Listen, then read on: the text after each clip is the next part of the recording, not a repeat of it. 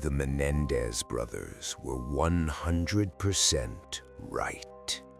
I watched Monster, the story of Lyle and Erik Menendez. I also did a little research on the case. In fact, I know enough to think that Lyle and Erik were in the right, and that the murder of their parents was self-defense. Digging deeper into the background of this case, it's a true horror story. Jose Menendez was cruel to his sons. Lyle and Erik were raped and sexually abused by their father. Their mother, Kitty, allowed her husband to do whatever he wanted with their sons, making herself complicit. Jose was also physically abusive and treated Lyle and Erik horribly. Kitty also hated her sons and had no qualms about physically abusing them. Their father also threatened to kill Lyle and Erik if they said anything, suggesting they likely wanted to protect themselves from potential danger rather than the inheritance. Lyle and Erik aren't the only ones who say their parents were abusive. Their aunt and cousins have described in detail how Jose touched his sons inappropriately and how they heard screams they didn't know about. These testimonies are well documented. And before you say to me, "But why didn't they tell anyone?" let me remind you of something. Jose Menendez is destroying any support his sons might have had. First, in the 1980s, it was highly unlikely that anyone would actually believe a guy who said he was being sexually abused, meaning Jose could have lied about the conflict with his sons. Second, he made sure they couldn't tell anyone even if they wanted to, so the police would never believe them.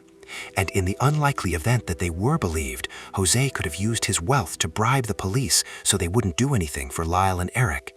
He also hired a corrupt therapist whom he specifically instructed never to ask Lyle and Erik about what was going on in their home. At this point, I find it difficult to blame Lyle and Erik for what they did. And that doesn't mean they haven't heard the ignorant phrase, "men can't be raped." In my opinion, they deserve freedom and were right. Feel free to use my post as a forum for discussion. I'd be interested in hearing any perspective. Imagine living in hell for years, and the person who's supposed to protect you is your worst nightmare. That night, the brothers believed either they or their father would die. What would you have done in their place? Was there another way out, or was this the only form of self-defense left to them? Honestly, I think Ryan Murphy's shows are a bit off as a starting point. Like, why the hell are these real living rape victims being portrayed as incestuous? And why is their story being presented alongside two of the worst serial killers of the last century? But I guess a reasonable counter-argument is that people younger than them have successfully escaped abusive parents without killing them. I also think that regardless of the mother being partly to blame, I can't say that her failure with her son gives them the right to kill her an infinite number of times. Plenty of mothers fail with their sons, but their sons don't kill them.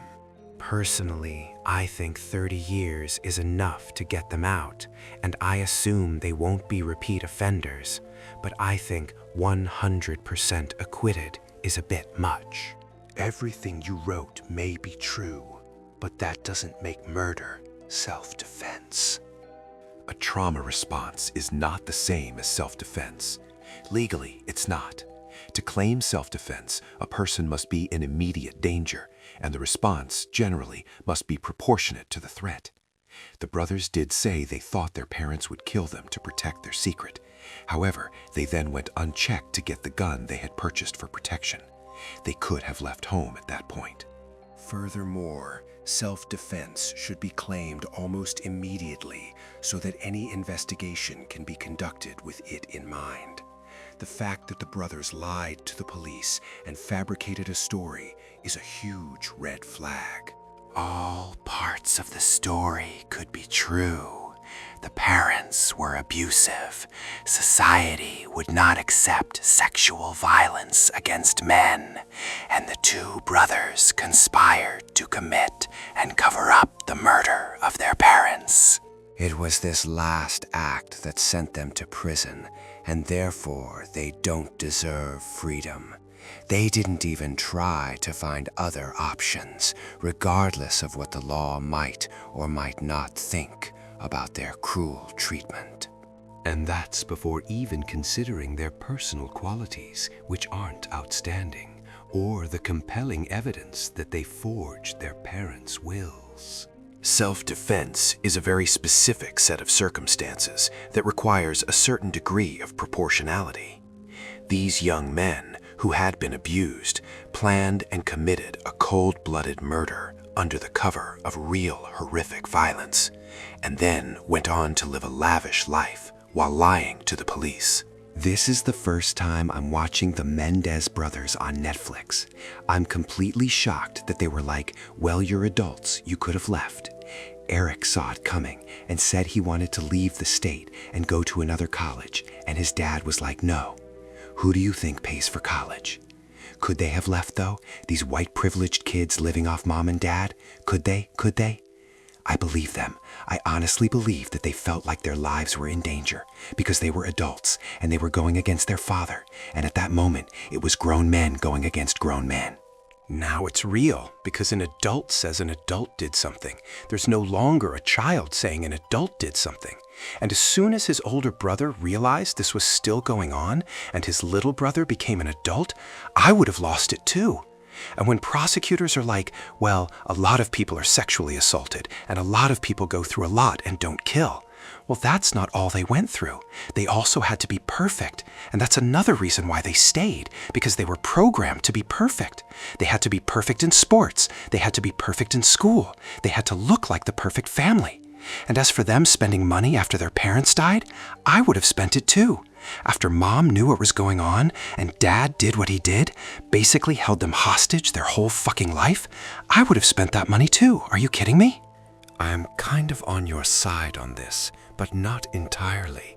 I really think the main motive for what they did was money. They just used their violence as an excuse. They could have left, but then they would have been left with nothing. Given all this, I believe they were abused. My own father grew up in a family very similar to what they described. Experiencing such abuse at a young age permanently alters a person's brain. I don't think the Menendez brothers would have been capable of what they did without that factor. They deserved to be convicted of murder, but they didn't necessarily deserve the full punishment. I would be 100% okay with them being released so they could at least have a chance to prove themselves. Everyone's hating on you, but I agree. I don't think anyone who says they should be locked up has experienced rape, violence, and trauma, especially at their level. They've already served 35 years. For those who say they should be locked up, please research the case in deep. A California judge is right now holding a pen over their sentence. One stroke and they're free. Another and they'll die in a cage. If you had that pen in your hand, what would you write? Free or prison? I await your verdict in the comments.